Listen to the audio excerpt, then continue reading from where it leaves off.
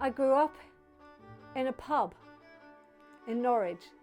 So I always remember as children we were either upstairs or outside. I needed to be resourceful, so I'd pick up a scrap of my dad's end roll of wallpaper and a few coloured crayons, and I'd be either upstairs drawing when the weather was bad or outside building dens in the garden. My father always said when he called the children I was the last to hear because I was always out doing something or the other. I moved to Maidstone as a student, and I've lived with my partner in Maidstone for the last 35 years. I reflect back on the things that I've achieved in my life, and I would never have thought it as that 20-year-old student coming out of art college. I've written several books. My last was Textile Landscape. I'm in the process of writing another book called Embroidering the Everyday, which fits so well into this course. I think one of the things I'm most proud of is I'm a Winston Churchill Memorial Fellow. That means I received an award to study in Japan in my mid-20s, and that has had a long-lasting effect on where I am today as well. I was able to study papermaking and textiles in Japan.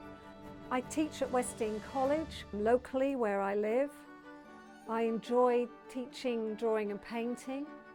So I'm building towards an international exhibition on invitation of the City of Antwerp. I can't even begin to think about how I got here.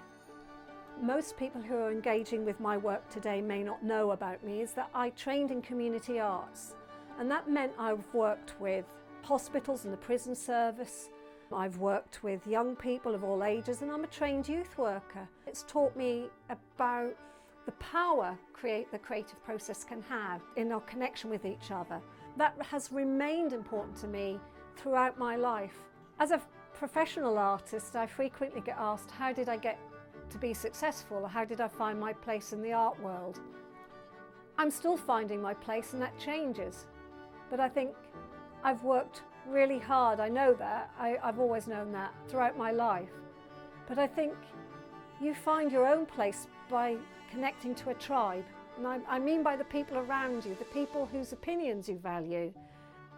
So why has my practice involved teaching, I wonder? What is it about engaging with others that informs me and my process?